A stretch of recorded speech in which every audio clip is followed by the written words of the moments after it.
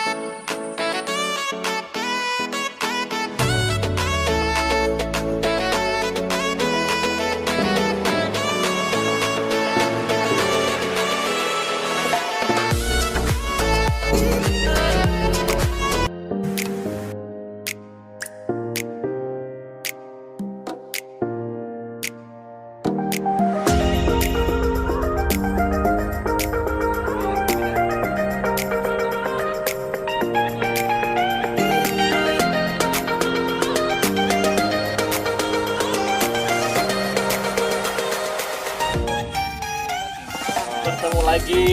Ya, alhamdulillah. Ini kita bertemu di puncak yang sama. Kita berjodoh ya. Berjodoh lagi. Iya, Nah, ketemu di mumpung kita gunung. berjodoh lagi, Ustaz. Iya. Gimana kalau kita sambung, Ustaz, dari episode yang sebelumnya? Enggak mungkin. Kalau yang di bawah kita membahas tentang bagaimana sih bagaimana orang soleh dimakamkan gitu. Kemudian kalau di atas nih ada juga terkait dengan ini ada satu makam lagi, Ustaz. Nah, kemudian kalau di atas ini kan kebanyakan makam-makam orang soleh itu di atas gunung.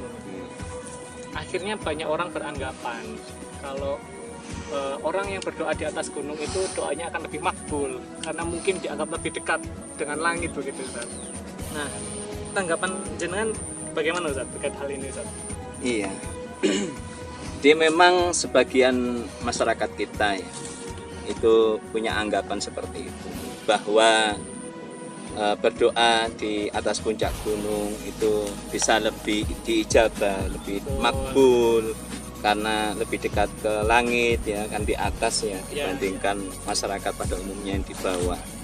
Sebenarnya itu hanya anggapan saja sebenarnya, bahkan bisa disebut mitos, nggak ada dasarnya. Itu tradisi yang dari budaya Hindu atau Buddha. Nah, kebanyakan memang sebagian membangun candi di bukit, di puncak-puncak bukit. Nah, di dalam Islam nggak ada dasar tentang hal itu.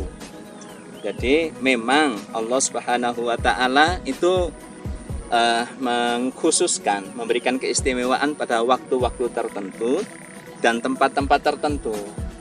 Nah, misalnya ambil contoh berdoa di Masjidil Haram ataupun Masjid Nabawi, itu lebih utama, pahalanya lebih besar dan lebih makbul dibandingkan berdoa di masjid-masjid pada umumnya. Begitu pula ketika berdoa di Raudhah ya, Raudhah. Raudhah itu suatu tempat khusus yang ada di dalam Masjid Nabawi antara rumah Nabi dengan mimbarnya. Itu memang tempat-tempat yang makbul di dalam Masjid Nabawi. Nah, terus ada waktu-waktu khusus yang diberikan Allah ketika digunakan untuk berdoa itu memang makbul. Seperti sepertiga malam terakhir ketika kita sholat tahajud. Kemudian pada waktu momen nuzulul Quran ya, itu atau momen Lailatul Qadar di bulan Ramadan itu makbul dan kita mendapatkan itu lebih utama daripada 1000 bulan, 83 tahun lebih. Nah, itu dasarnya karena memang Allah yang memberikan kekhususan itu ya. Jadi harus ada dasar dari syariat. Nah, tentang berdoa di atas gunung itu lebih makbul memang tidak ada dasarnya dalam syariat ya. Itu satu hal yang harus diperhatikan.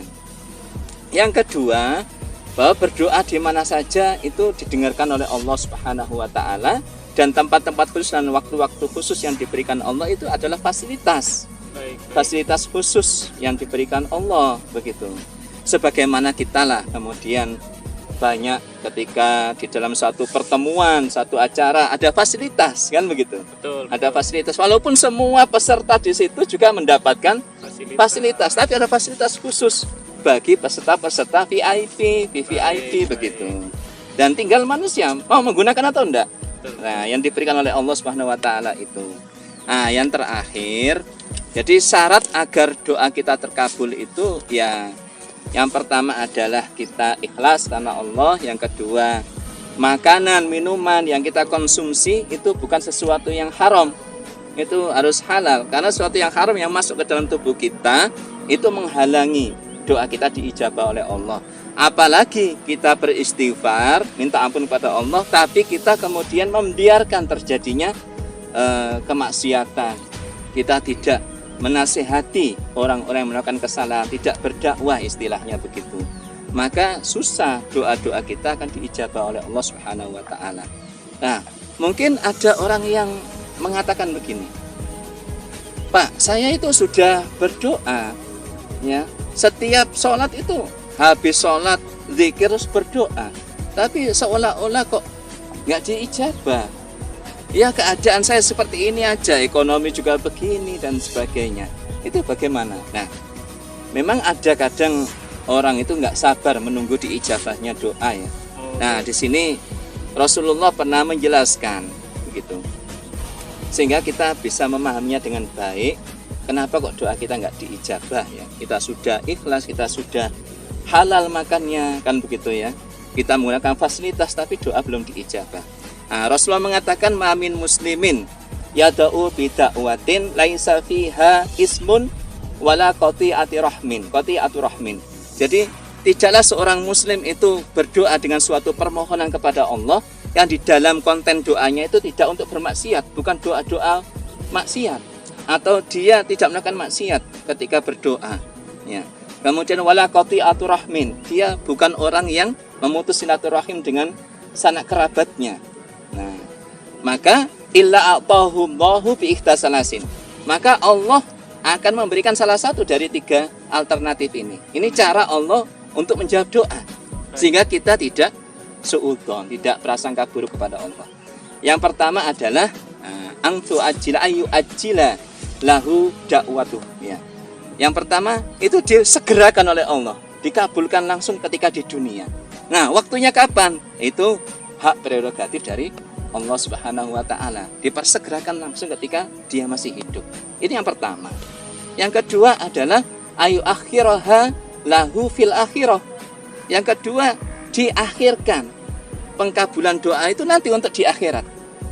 Tidak dikabulkan di dunia, disimpan oleh Allah, nanti di akhirat diberikan. Nah, itu kan sama-sama baiknya itu. Ya, sama-sama kebaikan. Yang ketiga adalah ayyusarrifa anhusu mislaha. Yang ketiga ini adalah doanya tidak dikabulkan sesuai dengan permohonan, tapi diganti dengan dia lantas diampuni kesalahan-kesalahannya, diampuni dosa-dosanya, semisal seberat permohonannya. Nah, ini tiga ini cara Allah menjawab doa. Lantas sebagai seorang mukmin, mana yang bukan merupakan sebuah kebaikan kalau seperti ini? Pilih mana? Mau milih salah satu? Tiga-tiganya baik bagi seorang muslim, bagi seorang mukmin. Dengan demikian kita selalu bisa husnudzon, berprasangka baik kepada Allah Subhanahu wa taala. Ya, demikian Mas Pandu ya. Ya, pulangnya kapan? Nanti ya? Nanti, setelah ini ya? Setelah ini kita pulang. Bareng aja kalau gitu ya. Baik, siap. Oke. Baik, Yes. jazakumullah Terima kasih. khairan, Ustaz. Mari. Assalamualaikum. Waalaikumsalam warahmatullahi wabarakatuh.